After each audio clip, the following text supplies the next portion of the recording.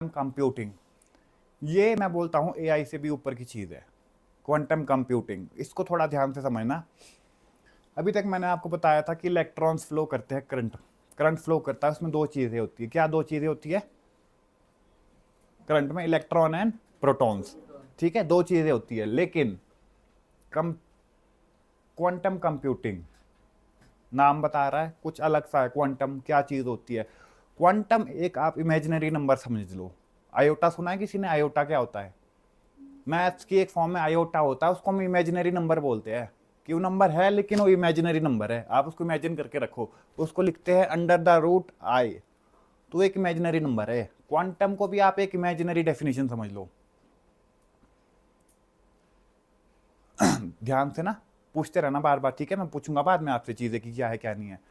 तो quantum computing, ठीक है? तो क्वांटम क्या चीज़ होती है? एक इमेजिनरी नंबर समझ लो आप, उसको बोलते हैं क्वांटम। दो चीज़ें बताई थी मैंने, क्या होती है करंट में? Positive and negatively charge, cathode and anode. ठीक है, दो चीज़ें होती है, पॉजिटिवली चार्ज होता है, एक नेगेटिवली चार्ज होता है। तो दो करंट फ्लो करते थे हमारे पास, दोनों से एक से इलेक्ट्रॉन निकलते थे, एक से प्रोटॉन निकलते थे। तो दोनों जाके हमारे किस पे जाते थे? डिफरेंट डिफरेंट, मैंने बताया था ना स्टार्टिंग में, पहले वैक्यूम ट्यूब थी, फिर ट्रांजिस्टर आए, फिर कैपेसिटर्स आए हमारे पास। तो ट्रांजिस्टर का काम क्या हुआ? फिर उनको हमने सेमीकंडक्टर चिप पे एक को सबको डिफरेंट डिफरेंट ट्रांजिस्टर को कंबाइन करा, उससे क्या हुआ? हमारा मदरबोर्ड बना। फिर मदरबोर्ड से हमारा कंप्यूटर बना, फिर कंप्यूटर ग्राफिक्स आए, फिर वो हमारे को जो पहले डिजिटली प्रिंट होता था वो हमारे को ग्राफिक्स की फॉर्म में दिखने लगा। ये चीज़ें जो आपको इमेजेस दिख रही है, ये भी ग्राफिक्स की फॉर्म में दिख रही है। क्यों दिख रही है? ग्राफिकल यूज़ किया क्या है इसमें? क्योंकि सीजीआई का यूज़ हुआ है। तो क्वांटम कंप्यूटिंग क्या चीज़ है? क्वांटम कंप्यूटिंग में हम पहले दो चीज़ें भेज पाते थे, इलेक्ट्रॉन एंड प्रोटॉन। इसमें हम तीन चीज़ें भेज पाते हैं। इलेक्ट्रॉन प्रोटॉन रहेंगे ही, लेकिन थर्ड क्या आ जाएगा? क्वांटम। अब मैं आपको सिंपल सा बताता हूं कि मैंने ए प्रिंट कराना है, ए लेटर प्रिंट कराना है। उसके लिए स्काई कोड होता था 00111, कुछ भी 8 लेटर का स्काई कोड होता है एक, ASCII, उसको बोलते हैं स्काई कोड। मतलब कंप्यूटर को हम 0 एंड 1 की फॉर्म में ही भेजते हैं। अभी भी जो डाटा समझता है कंप्यूटर, वो अभी भी 0 एंड 1 की फॉर्म में ही समझता है। उसको कोई हम इंग्लिश में लिखते हैं ना, जैसे आप बोल रहे हैं कि मैं इंग्लिश में लिख रहा हूँ, कंप्यूटर समझ रहा है, वो नहीं समझ रहा है। कंप्यूटर के पीछे कंपाइलर लगा होता है, वो उसको डिकोड करेगा आपकी इंग्लिश को कंप्यूटर की भाषा में, 0 एंड 1 की फॉर्म में, फिर जाके वो उसको समझेगा। इंटरप्रेटर होता है, एक कंपाइलर होता है, एक इंटरप्रेटर होता है। उनका काम ये है कि जो मैंने उसको लिखा इंग्लिश में, उसको वो कंपाइल करेगा कंप्यूटर की लैंग्वेज में 0 एंड 1 की फॉर्म में, और फिर वो 0 एंड 1 की फॉर्म को कंप्यूटर रीड करेगा। फिर कंपाइलर से हमारे को वापसी रिस्पॉन्ड आएगा जो उसके आउटपुट होगी। 8 लेटर का स्काई कोड लिखूंगा तब वो जाके ए प्रिंट करेगा। तो पहले दो चीज़ें जाती थी, इलेक्ट्रॉन प्रोटॉन, दो चीज़ें जाके 8 लेटर का स्काई कोड प्रिंट करेगी। फॉर एग्जाम्पल 001111, ठीक है, दो चीज़ें गई। बिफोर कंप्यूटिंग बता रहा हूं मैं आपको, बिफोर क्वांटम कंप्यूटिंग, ठीक है, इलेक्ट्रॉन प्रोटॉन दो चीज़ें जाती थी। लेकिन क्वांटम कंप्यूटिंग में क्या होता है? तीन चीज़ें आ गई है मेरे पास। इलेक्ट्रॉन प्रोटॉन है, लेकिन एक क्वांटम आ गया, और थर्ड चीज़ क्वांटम एक ऐसी चीज़ है, वो मैं अपने ऊपर डिपेंड कर सकता हूं कि भाई तू आगे जा, तू 0 प्रिंट भी करा, 1 भी प्रिंट करा, वो मेरे ऊपर डिपेंड करेगा कि जो उसको मैं कोड दूंगा, 0 भी मैं उससे प्रिंट करा सकता हूँ, 1 भी प्रिंट करा सकता हूँ। तो उससे क्या फर्क पड़ेगा? फर्क पड़ेगा कोई, आपको लगता है? इससे एक मेजर फर्क पड़ेगा, बहुत बड़ा डिफरेंस आ जाएगा इससे। क्या फर्क पड़ेगा कि पहले मैं जो 8 लेटर का कोड था वो मैं दो चीज़ों से प्रिंट करा रहा था, तो उसको मेरे को बार बार बोलना पड़ता था कि पहले 1 प्रिंट करा, फिर 0 प्रिंट करा, फिर 1 प्रिंट करा, फिर 0 प्रिंट करा, 1 प्रिंट करा, 0 प्रिंट करा। कोड थोड़ा लेंथी हो रहा है ना, दो चीज़ों से कोड लेंथी हो रहा है, लेकिन तीन चीज़ों से आने से, क्वांटम के आने से, वही कोड मैं एक या दो फ्लो में लिख सकता हूँ। सिंपल सा, एक बारी मैंने इलेक्ट्रॉन प्रोटॉन तो जाएंगे ही जाएंगे, वो 0 1 1 लिखेंगे, प्रिंट करेंगे आगे जाके मतलब बैक एंड में जाके कंपाइलर के पास। लेकिन क्वांटम एक ऐसी चीज़ है जो मैं मेरी ऊपर डिपेंड करेगी, हो मैं उसको जो अंडरस्टैंड करवाऊंगा कि मेरे को आगे ए प्रिंट कराना है, तो तू मेरे को 0 एंड 1 की फॉर्म में पूरा स्काई कोड लिख के दे, तो वो दो वैल्यू लेके जाएगा मेरे पास आगे क्वांटम, 0 एंड 1। वो मेरे पे डिपेंड करेगा कि मैं उसको क्या चाहता हूँ, तो उससे मेरा कोड बहुत शॉर्ट हो जाएगा। जो मेरा पेज का कोड पहले मैं भेजता था, वो पेज का कोड इतना सा रह जाएगा, खाली 2 या 3 लाइनों का रह जाएगा। तो उससे क्या हो जाएगा, स्टोरेज में फ़र्क पड़ेगा ना। स्टोरेज में जहाँ मेरे को बड़ा डाटा स्टोर करने में ज़्यादा मेरे को फाइलें लिखनी पड़ रही थी, ज़्यादा मेरा लेंथी हो रहा था कोड, वो मेरा कोड स्मॉल हो जाएगा। और दूसरा क्या है, टाइम, टाइम एफिशिएंसी हो जाएगी। पहले मेरे को कोड लिखने में टाइम लगता था ज़्यादा, अब वो टाइम भी मेरा कम हो जाएगा और कोड भी जल्दी मेरा एग्जीक्यूट होकर वापस आ जाएगा। डिपेंड तो वो मेरे पे करेगा, जितना जल्दी मैं कोड लिखूंगा उतना जल्दी रिस्पॉन्स वापस आएगा।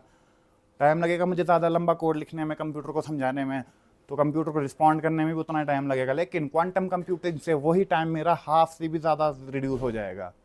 हाफ का मतलब है पहले मेरे को 1 मिनट लग रहा था तो अब मुझे 30 सेकंड लगेंगे, पहले 30 सेकंड लग रहे थे तो अब मुझे 15 लगेंगे।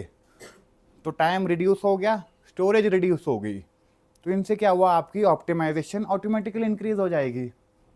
ऑप्टिमाइज हो जाएगा ना, आपका कंप्यूटर जल्दी वर्क करना कर देगा। अब इसमें क्वांटम होता, इसमें क्वांटम नहीं होता, तो ये एक पर्सन ए लिखने में अगर 0.1 सेकेंड लग रहा है तो उसमें आपका 0.01 सेकेंड लगना था टाइम, और एफिशिएंसी उसकी ज़्यादा बढ़ जानी थी। वो आप लंबा कोड और जल्दी लिख पाने थे, आपके कोड में टाइम में लगना था इसको लिखने में, उसको बहुत जल्दी हो जाना था। तो क्वांटम कंप्यूटिंग अभी तक से पूरी तरह से 100% हमारे पास नहीं आई है, लेकिन फ्यूचर हमारे पास यही है, क्वांटम कंप्यूटिंग। आर्टिफिशियल इंटेलिजेंस भी ये चीज़ यूज़ नहीं करती है। सोचो अगर हमारे पास एआई में ये चीज़ यूज़ करनी शुरू हो जाए तो एआई कितना फास्ट हो जाएगा। एआई अभी तक स्काई कोड ही यूज़ करता है, उसमें कोई क्वांटम कंप्यूटिंग यूज़ नहीं होती, उसमें भी इलेक्ट्रॉन प्रोटॉन ही जाते हैं। बेसिक वाला ही फार्मूला यूज़ होता है, वो जाके हमारे कंपाइलर को जाके बोलता है, इंटरप्रेटर को जाके बोलता है कि ये लैंग्वेज को स्काई कोड में कन्वर्ट करो, और कंप्यूटर की लैंग्वेज में उसको 0s and 1 में भेजता है, उससे कोड वापस लेता है और आउटपुट प्रिंट कराता है। लेकिन क्वांटम कंप्यूटिंग ये हमारे पास अभी तक की फ्यूचर टेक्नोलॉजी है और इस चीज़ पे हमारे पास काम चल रहा है, लेकिन यही हमारे पास फ्यूचर है और यही एडवांसमेंट है सबसे बड़ी अभी तक हमारी टेक्नोलॉजी पे। कुछ भी आपको समझ आ रहा है, क्या समझ आया मुझे बताओ, आप लोग आप बताओ क्या होता है क्वांटम। ये एक टाइप का इमेजिनरी नंबर होता है, इसके थ्रू हम जो कंप्यूटर को हम जो भी कोई इंफॉर्मेशन भेजते हैं वो जल्दी से भेज सकते हैं। पहले इलेक्ट्रॉन और प्रोटॉन होते थे, वो जाते थे, तो इसमें हमारे को टाइम लगता था, लेकिन अब जब क्वांटम कंप्यूटिंग है तो उससे हमारे को कम टाइम लगता है। Okay good. क्वांटम एक इमेजिनरी नंबर नहीं है, क्वांटम कंप्यूटिंग है हमारे पास, ठीक है ना। तो ये हमारी टेक्नोलॉजी का एक थर्ड पार्ट है। जैसे इलेक्ट्रॉन प्रोटॉन होते हैं ना, एटम होता है एक एटम, एटम के अंदर होते हैं इलेक्ट्रॉन्स एंड प्रोटॉन्स, तो ये भी एटम के अंदर ही एक चीज़ है, उसको क्वांटम नाम दिया गया है। लेकिन इस क्वांटम में ऐसी कैपेबिलिटीज़ है कि इसको मैं नेगेटिवली चार्ज भी बना सकता हूँ, पॉजिटिवली चार्ज भी बना सकता हूँ। ये किस पे डिपेंड करेगा, मेरे पे डिपेंड करेगा। और कैसे डिपेंड करेगा कि मैं इसको किस तरह से आगे आउटपुट चाहता हूँ। जिस तरह से मैं आउटपुट चाहता हूँ उस तरह से मैं इसकी इनपुट करूँगा। एटम समझते हो ना, एटम क्या होता है, एक बॉडी का सबसे स्मॉलेस्ट यूनिट क्या होता है, एटम। उस एटम के अंदर डिफरेंट डिफरेंट पार्ट्स होते हैं, क्या, इलेक्ट्रॉन, प्रोटॉन, न्यूट्रॉन। न्यूट्रॉन हमारा न्यूट्रल चार्ज होता है, उसका कोई काम ही नहीं होता हमारे इलेक्ट्रॉनिक्स में, कम्युनिकेशन इलेक्ट्रॉनिक्स में, इसलिए हम उसको रहने देते हैं। हमारे पास दो ही बेसिकली रहती है, इलेक्ट्रॉन एंड प्रोटॉन्स। थर्ड हमारे पास आया है उसमें क्वांटम। तीसरी चीज़ जो हमने निकाली हमारे एटम से वो आई हमारे पास क्वांटम। लेकिन क्वांटम ये ऐसी चीज़ निकली कि इसको मैं अपने ऊपर, मैं अपनी कैपेबिलिटीज़ के अनुसार इसको कोड कर सकता हूँ। मेरे को जिस तरह का आउटपुट चाहिए मैं उसको इस तरह से कोड कर सकता हूँ। इसको बोल सकता हूँ कि मेरे को ए प्रिंट कराना है क्वांटम, तो वो आगे जाके पॉजिटिवली चार्ज बन, या तो आगे जाके नेगेटिवली चार्ज बन। तो ये उस तरह से ऑटोमेटिकली अपने अनुसार ये उस तरह से काम करेगा जिस तरह निम्न अनुसार।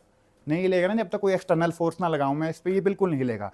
तो एटम भी एक ऐसी चीज़ है, atom as an individual stable है, लेकिन जब तक मेरे को उससे इलेक्ट्रॉन एंड प्रोटॉन्स फ्लो कराना है और मेरे को उसके लिए इलेक्ट्रिसिटी सप्लाई करनी पड़ेगी। कंप्यूटर क्या है, it is an electronic device. क्यों बोलते हैं हम इलेक्ट्रॉनिक डिवाइस, क्योंकि इलेक्ट्रिसिटी पे चलता है। इसको एक एनर्जी का सोर्स चाहिए, कंटिन्यू एनर्जी सोर्स चाहिए इसको। लैपटॉप से इसमें बैटरीज लगी होती है, तो ये एनर्जी सप्लाई कर रहा है कंटिन्यूटी। ऐसा तो नहीं है कि मैंने कोई एनर्जी सेट, इसको मैंने हटा दिया चार्जिंग से तो इसमें इलेक्ट्रिसिटी नहीं है। अब इलेक्ट्रिसिटी है, कंटिन्यूटी, इसको इलेक्ट्रिसिटी चाहिए। किस लिए चाहिए इलेक्ट्रिसिटी, वो electrons and protons and quantums को फ्लो कराने के लिए मेरे को एनर्जी चाहिए, जिसको हम इलेक्ट्रिसिटी बोलते हैं। इलेक्ट्रिसिटी भी अलग अलग टाइप की होती है, एसी एंड डीसी। तो ये स्मॉल होती है, हमारे को डीसी से काम बन जाता है। अब आप सोचते सर हम इसमें तो डायरेक्ट करंट फ्लो कराते हैं, तो इसमें एसी जा रही है, इसमें भी एसी नहीं जाती, इसमें भी डीसी जाती है। अल्टीमेटली रिक्वायर्ड ही उतनी है ना, ये अलग फील्ड आ गई। चलो इसमें मैं इतना नहीं जाऊँगा डीपली ना, लेकिन मैं थ्रेशोल्ड पे आया था। थ्रेशोल्ड क्या होती है कि उतनी मिनिमम अमाउंट ऑफ एनर्जी जो कि आपके एटम्स एंड प्रोटॉन्स को बाहर निकालने के लिए चाहिए, उसको बोलते हैं थ्रेशोल्ड एनर्जी। जब मैं उस लेवल से ऊपर की एनर्जी को अप्लाई करूंगा तो क्या होंगे, हमारे इलेक्ट्रॉन्स एंड प्रोटॉन्स फ्लो करना स्टार्ट कर देंगे, और उसी एनर्जी पे हमारे क्वांटम्स भी फ्लो करना स्टार्ट कर देते हैं। लेकिन क्वांटम्स ऐसी चीज़ होती है जिसको मैं आगे जाके डिसाइड कर सकता हूँ कि ये इलेक्ट्रॉन पॉजिटिवली चार्ज बनेंगे या फिर ये नेगेटिवली चार्ज बनेंगे। ये आउटपुट पे डिपेंड करता है और ये इनपुट पे भी डिपेंड करता है। आउटपुट पे कैसे डिपेंड करेगा, मेरे को मतलब उसको प्रोटॉन को आगे, क्वांटम को आगे जाके पॉजिटिवली चार्ज बनाना है, तो मैं उसको इनपुट पढ़ लेगा कि आगे जाके मेरे को पॉजिटिवली चार्ज बनना है, मेरे को जीरो बनना है, तो मेरे को पहले ही नेगेटिवली चार्ज बनना है, ये फिर मेरे पास नेगेटिवली चार्ज ही निकलेगा। समझ गए बेसिक प्रिंसिपल क्वांटम का? ठीक है।